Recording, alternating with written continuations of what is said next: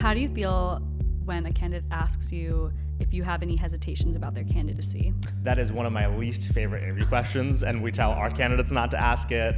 In general, I think the problem with that question, a lot of the advice comes from this idea that like you're being a little bit brave, you get to hear the objection, so you get to handle it, you get to kind of show the interviewer that you care about their perspective on your current candidacy compared to who else they might be interviewing. But I think all of that misses the two major downsides of that question. The first is it's quite awkward for the interviewer to answer that, and not in like a, oh, they're an awkward person sort of way. Even someone like me who's really comfortable giving feedback live on an interview, if I have an objection that you haven't really fought back on, I'm not really looking for you to engage it directly. My questions for you will be centered around getting you to answer it indirectly. And so me, saying something like, yeah, my hesitation is you don't have XYZ experience.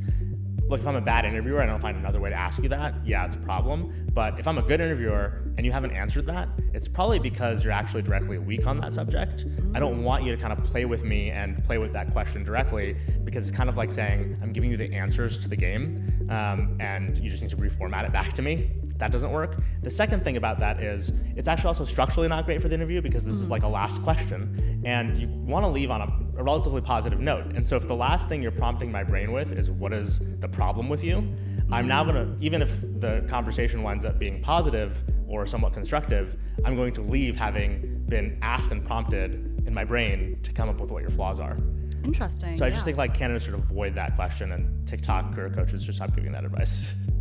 I think that's good advice. What's the most awkward answer you've given to that question? I'm definitely honest. That's the hard part, as I am honest about it. I believe that. Yeah, and so I think, I don't think any of them have been awkward because I'm smart enough to frame things the right way where the person can empathize with what I'm saying and they understand it in the context of who they are. But I think the most awkward thing that's happened, I remember one person I gave the feedback to around their experience, what they lacked, and it was literal. They couldn't fight against it. I knew their background, I'd asked questions about it, and they just tried to shoehorn a bunch of other examples in. This is very common. A lot of people do this across the board in interviews. But when they're doing it so directly, this is why this question is so bad, it was just a lot for me to sit there and go, oh man, this just sounds awful. It's almost like their candidacy was way worse because now they were attempting to tackle it with analogies that made them seem off. It's kind of like, okay, you've gotten the cheat code to what your problem with your candidacy is, but you actually don't have the material required to craft a proper response. And now you look kind of off for attempting to shoehorn a bunch of other stuff, square peg, round hole sort of thing. Right. Interesting. I mean, personally, I prefer when candidates ask me for feedback via email after the interview rather than ask me, during the interview at the end, once again, kind of leaving a bad taste in your mouth.